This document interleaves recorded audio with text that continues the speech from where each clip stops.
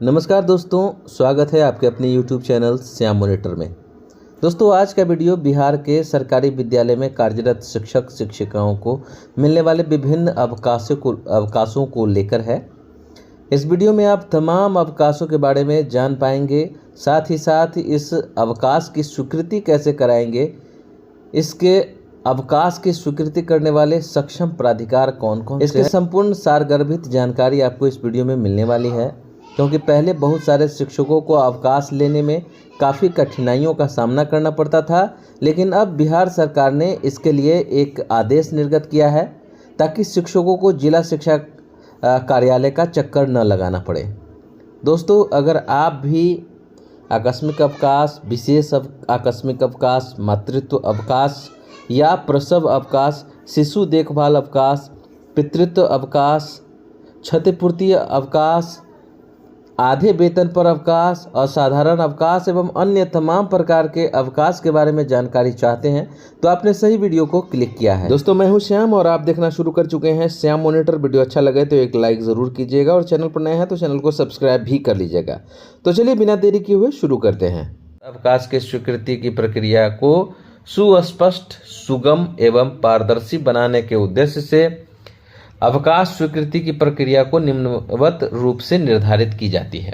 अब देख सकते हैं, एक में क्रम संख्या दिया हुआ है, आगे कॉलम में अवकाश का प्रकार है और नेक्स्ट कॉलम में अवकाश स्वीकृति एवं सक्षम प्राधिकार एवं ऐसे आवेदन पर विचार हेतु अधिकतम कालावधि भी दी गई है। तो सभी तमाम चीज स्पष्ट की गई है इस लेटर में। अब देखिए, अब आकस्मिक अवकाश कैसे लेंगे। अब आकस्मिक अवकाश अगर आपको लेना है तो सामान्यतः प्रत्येक कैलेंडर वर्ष में आपको 16 दिन का CL आकस्मिक अवकाश मिलता है, किंतु नई नियुक्ति के बाद अगर आपका नई नियुक्ति है तो उसमें भी देखा जाएगा कि एक महीना में यानी 12 महीने में 16 से भाग देंगे तो कितना आ रहा है, उसी के अनुसार जो है आपका सार्वजनिक अवकाश जो है वो अनुमान्य होगा। और आपको बता दें कि लगातार 12 दिनों से अधिक अवधि के लिए ये स्वीकृत नहीं की जा सकती है। अब इसका सक्षम प्राधिकार कौन है? सहायक शिक्षक होंगे या विशिष्ट शिक्षक होंगे या विद्यालय अध्यापक के मामले में विद्यालय प्रधान होंगे एवं प्रधानाध्यापक या प्रधान शिक्षक, प्रभारी प्रधानाध्यापक के मामले में संबंधित प्रखंड के जो प्रखंड शिक्षा पदाधिकारी यानी कि BO होंगे, वो आवेदन समर्पित करने की तिथि को ही उसी दिन स्वीकृत अथवा अस्वीकृत करने का निर्णय लेंगे। अगला अवकाश जो है वो है विशेष आकस्मिक अवकाश। तो ये जो है महिलाओं को दिया जाता है, 2 दिनों के लिए अनुमान्य होता है। ऐसे अवकाश जो होते हैं सार्वजनिक एवं आकस्मिक अवकाश के सहित 12 दिन से अधिक अवधि के लिए नहीं लिया जा सकता है। आप इसको CL वगैरह के साथ जोड़ सकते हैं, लेकिन ये 12 दिन से अधिक का नहीं होना चाहिए। अब सक्षम प्राधिकार कौन है? सहायक शिक्षक है, विशिष्ट शिक्षक है, विद्यालय अध्यापक के मामले में विद्यालय प्रधान एवं प्रधानाध्यापक, प्रधान शिक्षक, प्रभारी प्रधानाध्यापक के मामले में संबंधित प्रखंड के जो BO होंगे वो होंगे और आवेदन समर्पित करने की तिथि को ही ये डिसीजन दे देंगे स्वीकृति और अस्वीकृति का। अगला जो अवकाश है वो है मातृत्व अवकाश या इसको प्रसव अवकाश भी कहते हैं। बिहार सेवा संहिता के नियम 220 एवं वित्त विभाग के परिपत्र संख्या 9889 दिनांक 1/1/2025 के आलोक में 2 से कम जीवित संतान वाली महिला को ये देय होता है और सरकारी सेवक को छुट्टी प्रारंभ की तिथि से 180 दिनों का ये अवधि के लिए ये मातृत्व या प्रसव अवकाश दिया जाता है। अब इसके लिए सक्षम प्राधिकार है जिला शिक्षा पदाधिकारी द्वारा ऐसे आवेदन प्राप्ति की तिथि से 7 कार्य दिवस यानी 7 दिन के अंदर ही इसकी स्वीकृति अथवा अस्वीकृति का निर्णय लिया जाएगा।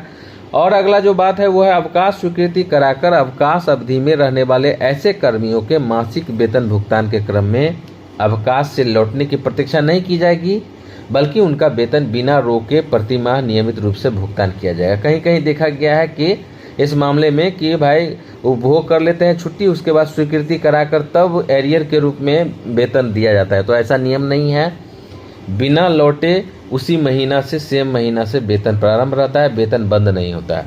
अगला जो अवकाश है वो है शिशु देखभाल अवकाश। बिहार सेवा संहिता नियम 220(1) के तहत वित्त विभाग के परिपत्र संख्या 9889 दिनांक 1/1/2015 के आलोक में अवयस्क संतान वाली महिला कर्मचारी को उनको संपूर्ण सेवा अवधि के दौरान केवल 2 संतान तक उनकी परीक्षा बीमारी की दशा, परीक्षा भी हो सकती है, बीमारी की दशा में भी है, पालन पोषण के लिए या देखभाल के लिए 2 वर्ष यानी 730 दिनों के शिशु देखभाल छुट्टी दी जा सकती है। अगर कोई टुकड़े टुकड़े में शिशु देखभाल करने के लिए छुट्टी लेता है तो उसे 1 कैलेंडर वर्ष में 3 बार ही इसको छुट्टी दिया जा सकता है। अब सक्षम प्राधिकार जो है वो है जिला शिक्षा पदाधिकारी। ऐसे आवेदन को 7 दिन के अंदर स्वीकृत अथवा अस्वीकृत करेंगे।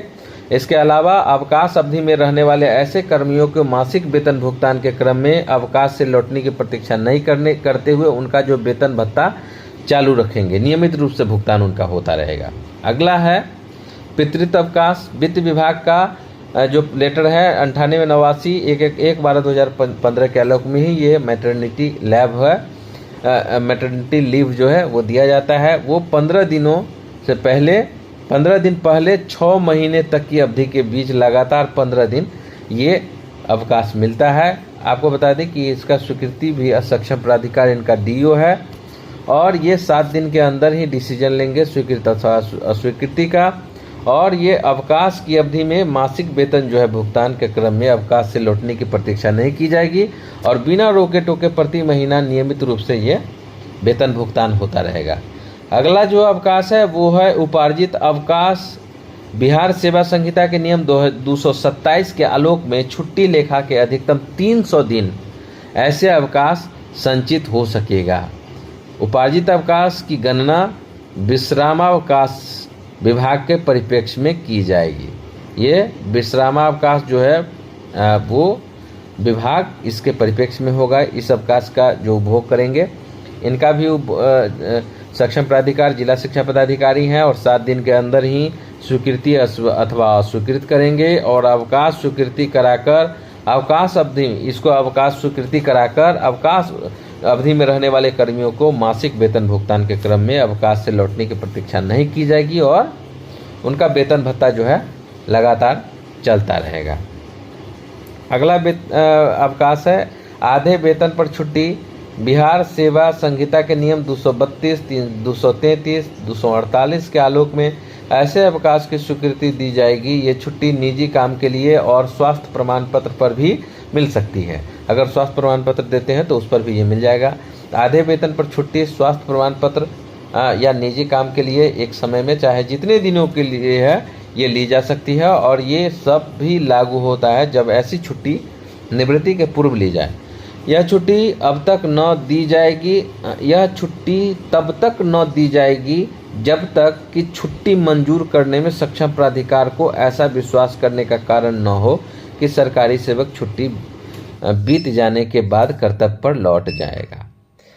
अब इसका भी सक्षम प्राधिकार है, वो भी जिला शिक्षा पदाधिकारी है। 7 दिन के अंदर ही निर्णय लेंगे स्वीकृति अथवा अस्वीकृति का। और अवकाश स्वीकृत हो जाने के कारण स्वीकृत कराकर अवकाश अवधि में रहने वाले ऐसे कर्मियों को मासिक वेतन भुगतान के क्रम में अवकाश से लौटने की प्रतीक्षा नहीं की जाएगी, बल्कि उन्हें उनका वेतन बिना रोके टोके प्रति महीना आधा दिया जाएगा। अगला जो अवकाश है वो है रूपांतरित छुट्टी। बिहार सेवा संहिता के निर्णय 234, 248 के तहत अनुमान होगा पूरे सेवा काल में 180 दिनों तक देय होगा। 180 दिन अर्थात आधे वेतन की अर्जित 360 दिनों के अवकाश के विरुद्ध 180 दिनों का पूर्ण वेतन पर अवकाश का रूपांतरण होगा। यदि आधे वेतन का अवकाश 360 दिनों से कम अर्जित होगा तो उतने कम दिनों का ऐसे अवकाश का रूपांतरण की स्वीकृति दी जाएगी। इसका भी सक्षम प्राधिकार जो है जिला शिक्षा पदाधिकारी होगा। 7 दिन के अंदर ही निर्णय लेना होगा स्वीकृति अथवा स्वीकृत करने की। अवकाश स्वीकृत हो जाने के बाद अवकाश अवधि में रहने वाले ऐसे कर्मियों के मासिक वेतन भुगतान के क्रम में अवकाश से लौटने का प्रतीक्षा नहीं की जाएगा, बल्कि उनका वेतन बिना रोके प्रति माह नियमित रूप से भुगतान किया जाएगा।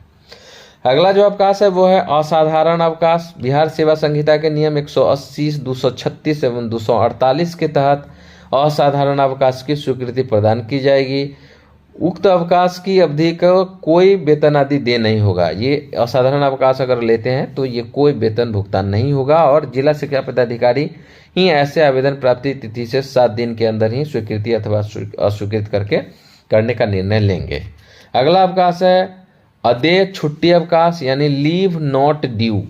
ओके, बिहार सेवा संहिता के नियम 235 के तहत अनुमानित यह छुट्टी स्वास्थ्य प्रमाण पत्र पर दी जा सकती है। यह छुट्टी समूचे सेवा काल में 180 दिनों के लिए दी जा सकती है। सरकारी सेवक जो आधे वेतन पर छुट्टी बाद में उपार्जित करेंगे उससे यह छुट्टी काट ली जाएगी। अब है इसका भी जिला शिक्षा पदाधिकारी ही सक्षम प्राधिकार है, 7 दिन के अंदर निर्णय लेंगे। अवकाश स्वीकृति कराकर अवकाश अवधि में रहने वाले ऐसे कर्मियों के मासिक वेतन भुगतान के क्रम में अवकाश से लौटने की प्रतीक्षा नहीं की जाएगी, बल्कि उनका वेतन बिना रोके भुगतान प्रति माह किया जाएगा। तो दोस्तों, ये जो था ये तमाम प्रकार के अवकाश हैं और इसको सक्षम प्राधिकार कौन से हैं वो आप देंगे। तो 7 दिन के अंदर ही तमाम तरह के जो अवकाश है स्वीकृति अथवा अस्वीकृति जिला शिक्षा पदाधिकारी देंगे और आप आसानी से इस अवकाश का उपभोग कर सकते हैं। दोस्तों, आई होप ये वीडियो अच्छा लगा होगा। कुछ जो महत्वपूर्ण बातें हैं वो दी गई है नीचे। वीडियो को अभी तक आपने लाइक नहीं किया है तो अभी लाइक जरूर कीजिए। उपर्युक्त सभी अवकाश संबंधित प्रधानाध्यापक, प्रधान शिक्षक, सहायक शिक्षक, विशिष्ट शिक्षक, विद्यालयाध्यापक को विद्यालय में योगदान की तिथि से नियमानुसार देय होगा। विशेष परिस्थिति को छोड़कर ऐसे सभी मामलों में अवकाश में जाने के पूर्व अवकाश हेतु आवेदन ई शिक्षा कोष पोर्टल पर अपलोड किया जाएगा। कोई भी आवेदन भौतिक रूप से नहीं दिया जाएगा। यदि किसी तरह के अतिरिक्त अभिलेख की आवश्यकता होगी तो वह भी ई शिक्षा कोष के माध्यम से ही लिया जाएगा। तब तक अवकाश स्वीकृति की जाएगी। स्वीकृति की प्रक्रिया हेतु ऑनलाइन व्यवस्था नहीं होता है, तब तक ऑफलाइन मोड के ही ऐसे आवेदन का विचार किया जाएगा। तो दिनांक 23/6/2025 के पश्चात ऑफलाइन मोड में अवकाश आवेदन पर विचार नहीं किया जाएगा, यानी कि 23 तारीख इस महीने में के बाद जो है ऑनलाइन पर ही विचार होगा, ऑफलाइन पर कोई विचार नहीं होगा। तो आप अपने जो भी अवकाश है वो ई शिक्षा कोष के माध्यम से ही अप्लाई करेंगे और 7 दिन के अंदर ही आपके जिला शिक्षा पदाधिकारी हरी झंडी दे देंगे और आप जा सकते हैं। ठीक है, अवकाश पर अवकाश स्वीकृत करने हेतु सक्षम प्राधिकारी के द्वारा बिहार सेवा संहिता के संगत नियम के तहत ही ऐसे अवकाश हेतु प्राप्त आवेदन पर विचार किया जाएगा। अवकाश की स्वीकृति के क्रम में विद्यालय में पदस्थापित कुल शिक्षकों के अनुपात में यह देखा जाएगा कि ऐसे किसी अवकाश की स्वीकृति में से विद्यालय के शैक्षणिक गतिविधि गंभीर रूप से प्रभावित न हो।